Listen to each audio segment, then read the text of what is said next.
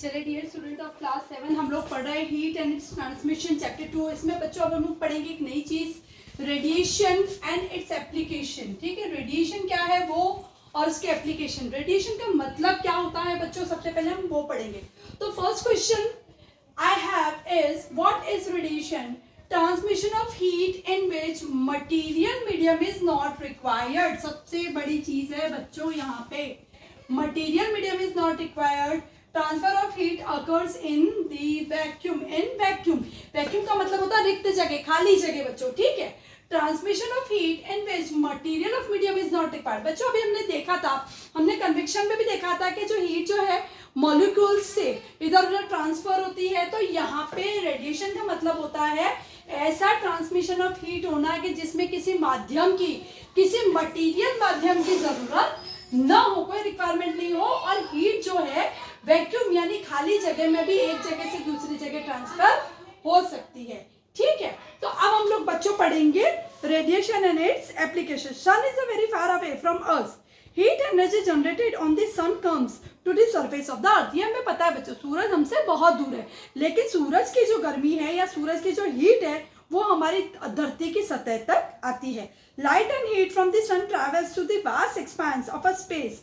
यानी लाइट और हीट यानी रोशनी और गर्माहट, हीट जो है वो बिल्कुल खाली जो इन्वायरमेंट है बच्चों हमारा, वहां से ट्रांसफर होके, वहां से ट्रैवल करके हमारी धरती तक पहुंचती। Both the conduction and the convection need a medium. हमने पढ़ा था बच्चों के कंडक्शन और कन्वेक्शन दोनों में हीट ट्रांसफर के लिए कोई ना कोई एक मीडियम की जरूरत होती है। लेकिन रेडिएशन एक ऐसी प्रक्रिया है जिसमें किसी मीडियम की या किसी माध्यम की आवश्यकता नहीं होती है। In this process transfer of heat occurs even in vacuum. ये बहुत इंपॉर्टेंट चीज है बच्चों कि खाली रिक्त जगह होती है वहां पे भी इस तरीके की जो हीट होती है वो ट्रैवल करती है और एक स्थान से दूसरे स्थान पर पहुंचती है। तो इसका बच्चों में एक एग्जांपल पढ़ेंगे, activity 2.7। To prove that heat energy can travel through the vacuum, take a special flask fix with a cork stopper having a 2 holes. हमने बच्चों यहाँ पे फ्लास्क लिया है जिसके ऊपर एक काग लगा हुआ है, जिसके ऊपर 2 होल्स है काग के अंदर, एक के अंदर थर्मोमीटर लगा है, एक के अंदर वैक्यूम पाइप लगाया है। तो बच्चों इसमें हमने पहले क्या किया कि पहले जब फ्लास्क को हमने थर्मोमीटर के अंदर डाला और इसका टेम्परेचर देखा। जो थर्मोमीटर जो है बच्चों उसमें हमने फ्लास्क में डाला और टेम्परेचर देखा। उसके बाद जो वैक्यूम पाइप है बच्चों हमने इससे सारी जो अंदर की एयर जो थी, जो वैक्यूम जो थी उसको निकाल लिया, खाली कर लिया। ठीक है, वैक्यूम पाइप से, और फिर हमने इसका टेम्परेचर देखा। अब उसके बाद इस फ्लास्क को बच्चों हमने थोड़ी सी देर सनलाइट में रखा।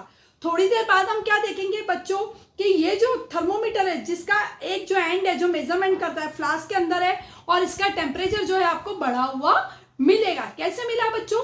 तो ये जो वैक्यूम पाइप था यानी जो खाली जगह थी वहां से बच्चों सन की जो हीट है वो इस फ्लास्क में पहुंची और उसने थर्मोमीटर का टेम्परेचर राइज कर दिया। तो बच्चों हम इसको पढ़ के देखेंगे।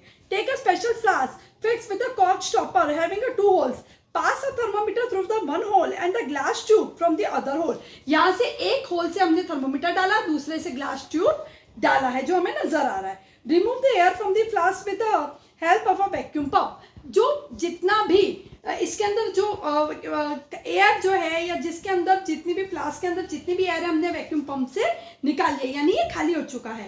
Note down the temperature. अब इसके बाद हम इसका टेम्परेचर नोट डाउन करेंगे। Now keep this flask in a bright sunlight. अब फिर क्या किया हमने, इस फ्लास्क को एक ब्राइट सनलाइट में रख दिया।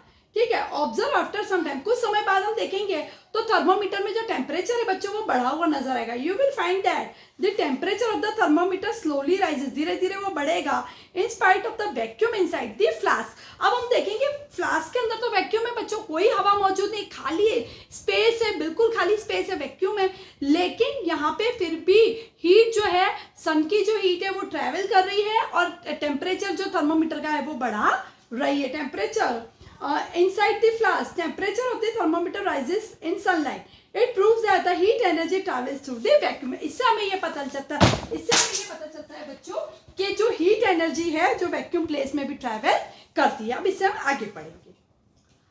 Earth by the process of radiation, some of its energy is absorbed by the trees and Earth surface and some of it's reflected back to the atmosphere. अब क्या होता है, जैसे सूरज की रोशनी बच्चों धरती तक आती है तो कुछ जो उसकी एनर्जी, कुछ जो हीट है वो तो प्लांट्स के द्वारा एब्जॉर्ब हो जाती है, और कुछ जो होती है वो सरफेस से टकरा के रिफ्लेक्ट करती है, वापस जाती है to the atmosphere. The absorption and reflection, ये पॉइंट मैं आपको बच्चों समझाना चाह रही थी।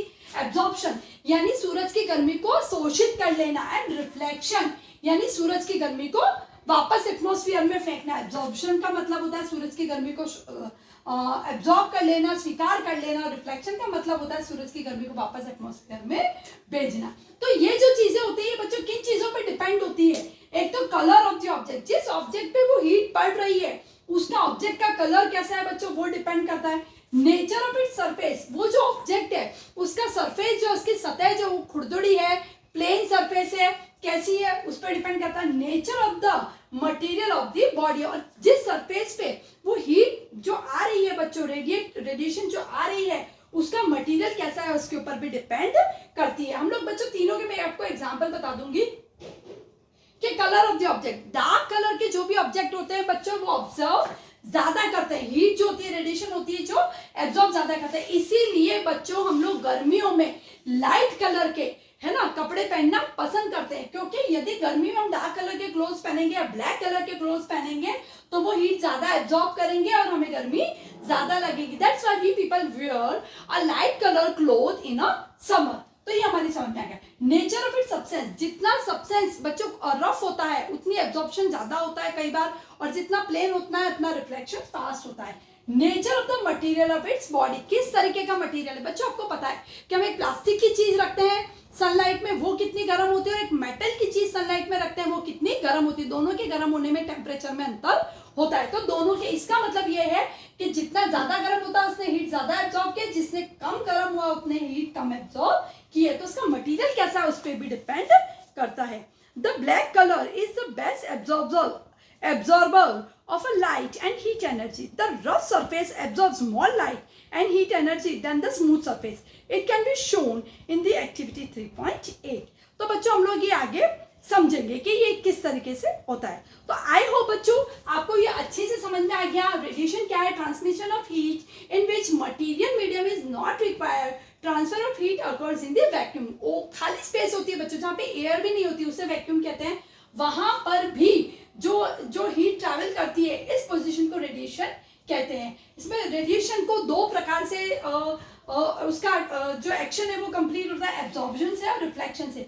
जिस हीट को हम स्वीकार करते हैं वो एब्जॉर्प्शन कहलाता है, और जिसको हम रिफ्लेक्ट कर देते हैं, वापस एनवायरनमेंट में भेज देते हैं या एटमॉस्फेयर में भेज देते हैं, तो उसको रिफ्लेक्शन कहते हैं। ये किस चीज पे डिपेंड करता है? Colour of object, nature of its substance, nature of the material of the body. I hope बच्चों आपको रेडिएशन अच्छे से समझ में आ गया होगा। Thank you very much.